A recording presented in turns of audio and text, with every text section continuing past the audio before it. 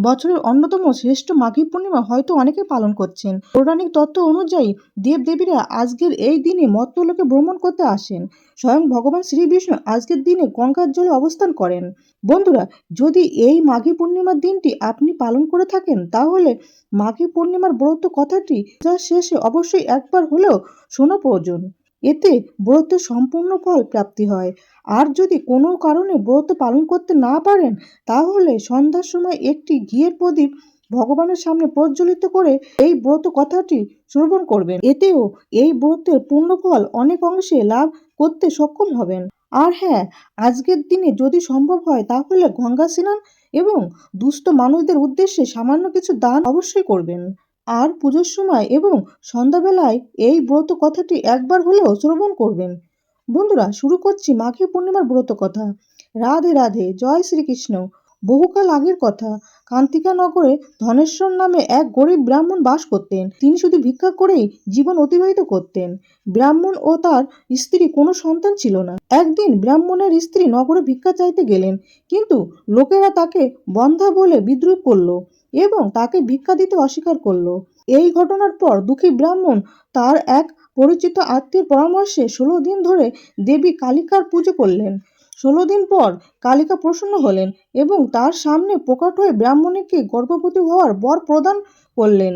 এর পাশাপাশি সামর্থ্য অনুযায়ী প্রতি পূর্ণিমার দিনে অন্তত 32টি প্রদীপ জ্বালানোর কথা বললেন। একদিন ব্রাহ্মণ পুজোর জন্য নিজের স্ত্রীকে গাছ থেকে একটি কাঁচা আম পেড়ে দিলেন। সেই ফল দিয়ে ব্রাহ্মণী দেবী কালীর পুজো করেন। দেবীর কথা অনুযায়ী প্রতি পূর্ণিমার দিনে কালী প্রতিমার সামনে প্রদীপ প্রজ্বলিত করতেন তিনি। কালীর আশীর্বাদে তার বাড়িতে একটি সুন্দর পুত্র জন্মগ্রহণ করল। ব্রাহ্মণ পুত্রের নাম রাখলেন দেবদাস। কিন্তু এই শিশুটি স্বল্প আয়ু ছিল। দেবদাস বড় হলে তাকে কাশীতে তার মামার কাছে লেখাপড়া করতে পাঠানো হলো। সেখানে দুর্ভাগ্যবশত প্রতারণা করে তার বিবাহ দেওয়া হলো। তবে দেবদাসের আয়ু অল্পই ছিল, তাই কিছুদিন পরেই মহাকাল তার প্রাণ হরণ করতে চলে এলেন। সেদিন মহাকাল তার প্রাণ নিতে এলেন, সেই দিন ছিল পূর্ণিমা এবং ব্রাহ্মণ দম্পতি তাদের পুত্রের জন্য সেদিন উপবাস করেছিলেন। পূর্ণিমার উপবাসের মহিমার কারণে মহাকাল দেবদাসের কোনো কিছু ক্ষতি করতে পারেনি। এরপর থেকে পূর্ণিমার উপবাসের মহিমার কথা চারিদিকে ছড়িয়ে পড়তে থাকে। পরিচালিত ধারণা অনুসারে এই উপবাস অশান্তি নাশ করে, সমস্ত মনস্কামনা পূর্ণ করে, সন্তান দেয়, দাম্পত্য জীবনে সুখ আনে এবং সম্পদ বৃদ্ধি করে। বন্ধুরা, ভগবান শ্রীবিষ্ণুর অবতার রূপে গণ্য ভগবান বুদ্ধ এই মাঘী পূর্ণিমার দিনেই তার মহাপরিনির্বাণের কথা ঘোষণা করেছিলেন। ভগবান বুদ্ধের এই সংকল্প গ্রহণের সাথে সাথে হঠাৎ ভীষণ ভূমিকম্প শুরু হয়। বৌদ্ধ ভিক্ষুকেরা এর কারণ জানতে চাইলে বুদ্ধদেব তাদের বলেন, তার পরিনির্বাণের সংকল্প গ্রহণের কারণেই এইরূপ ঘটেছে। অর্থাৎ তথাগত জন্ম, মৃত্যু এবং বুদ্ধত্ব লাভের সময় সমগ্র জগৎ এই রকমই আলোড়িত হয়েছিল। ভগবান বুদ্ধের পরিনির্বাণের সংকল্প গ্রহণের কথা শুনে উপস্থিত ভিক্ষুকেরা বিষণ্ণ এবং শোকে অভিভূত হয়ে পড়েন। ভগবান বুদ্ধ তাদেরকে বলেন, মৃত্যু অবসম্ভাবী এবং তার জন্য দুঃখ করা অনুচিত। তোমরা সংকল্পবদ্ধ হয়ে ধর্ম চর্চা করো, তবেই জন্ম, মৃত্যু, জরা, ব্যাধি ইত্যাদি কবল থেকে মুক্তি পাবে। অর্থাৎ বন্ধুরা, এই দিনটি তাৎপর্য হলো আত্মশক্তির উন্নয়ন। মাঘ মাসের এই পূর্ণিমা তিথির সঙ্গে জড়িয়ে রয়েছে দেবী কালী, ভগবান বিষ্ণু এবং গৌতম বুদ্ধের নাম। হিন্দু এবং বৌদ্ধ উভয় সম্প্রদায়ের কাছেই এই দিনটি মাহাত্ম্য অপরিসীম।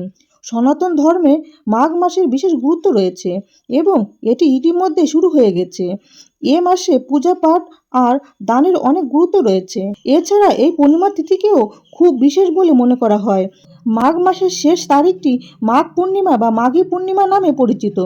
পূজার দিক থেকে প্রতি মাসের পূর্ণিমা তিথিকে বিশেষ ধরা হলেও মাঘ মাসের পূর্ণিমা বিশেষ ধর্মীয় তাৎপর্য রয়েছে। মাঘ পূর্ণিমার দিনে গঙ্গা স্নান অত্যন্ত শুভ বলে মনে করা হয়, কারণ বিশ্বাস করা হয় যে এই দিনে শ্রী বিষ্ণু গঙ্গার জলে অবস্থান করেন এবং ভক্তদের আশীর্বাদ করেন। তাই এই দিনে স্নান করা যেতে পারে। এই প্রসঙ্গে আপনাদের জানিয়ে রাখি, আগে মাঘ মাসকে মাঘ বলা হতো।